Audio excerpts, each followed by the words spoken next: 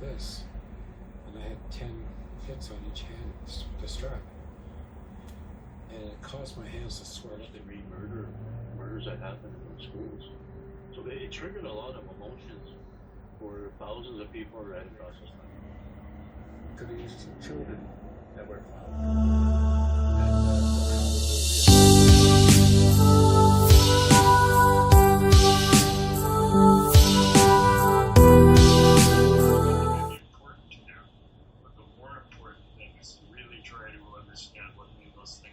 This story is not shocking, nor is it unimaginable. This is the trauma our families have carried for generations.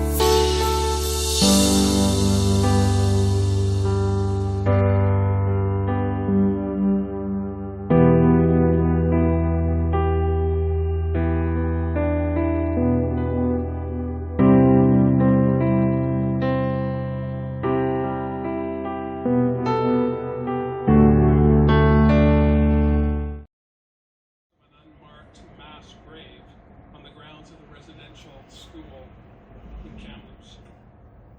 Although there are no words that can describe how that feels for survivors, words, it seems, must be spoken. And today, this House has an opportunity to look back over the history, the tragic history that is not just a moment in time, but a live history of our situation here in Canada and here in British Columbia.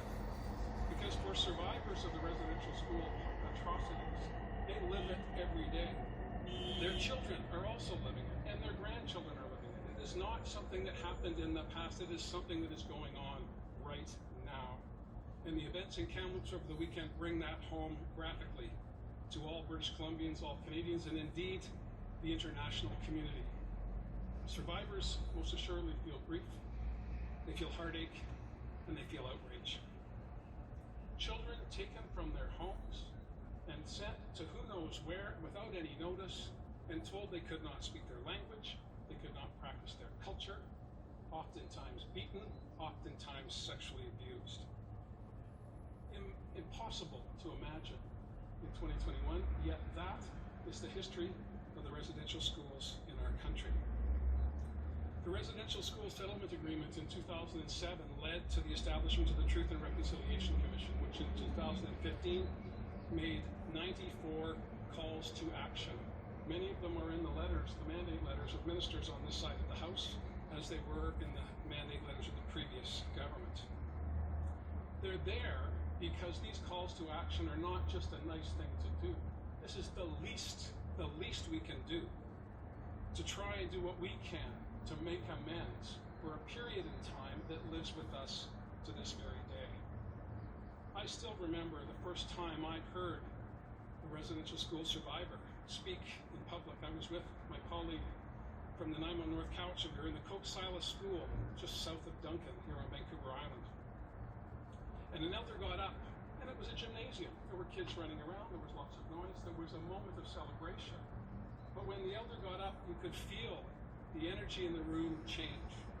Because every person in there, young ones, other elders, everybody, knew that we were going to hear a story that needs to be passed down, not just for this generation, but future generations, about what happened in Canada with Indigenous peoples. When I heard the story, I made a commitment at that time to do everything that I could. As a student of history, I have 2 degrees in history, and I did not know about the atrocities of residential schools from our public education system, from 2 universities. I did not know. I learned it in a gymnasium from a survivor, talking to his kids and his grandkids about what he had suffered. I had the honor to be invited to Lower Post when I became premier by the Casca, the Tahltan, and the Taka River Tlingit, to be urged to work with them to get the federal government to knock down the last vestiges of the residential school in Lower Post. And I heard stories there. 2 elders, particularly, one who could not join us in the basement because he could not walk down the stairs one more time, to relive one more time what had happened to him in that building. At the time, the federal government thought it was a perfectly serviceable building, no need to replace it. Fortunately, the federal government has changed their mind. And on this National Indigenous Peoples Day, my colleague, the Minister of Indigenous Relations, and I will be going back to Lower Post at the invitation of the Casca, the Tahltan, and the Taka River Tlingit to knock down that building. And although I was very much looking forward to that moment, it has materially changed as a result of the events in Kamloops this past weekend. Because it is not just a moment in history, as I often revert to protect the emotions that we all have when we think about our children being torn from us by the state, sent to who knows where, to be told to be good white people. And unimaginable to us today, yet a very active part of who we are as Canadians. On the 21st of June, when I go to Lower Post to do my part to knock down the history of residential schools, I'll be remembering the Kamloops and the Secwepemc, who have vowed to the people of British Columbia and to Canada that they will determine who is there, how they passed away, and pass on those regrets back to the communities that were affected. Courageous move by those 2 nations. I thank them for the burden that they've taken on. But I want all of us to live with that burden, because that's also the least that we can do. Our children were not taken away from us. Our children were not told to not be who they were. That happened to someone else. But our responsibility as legislators is to make sure that the calls to action, hard fought, are the least that we can do.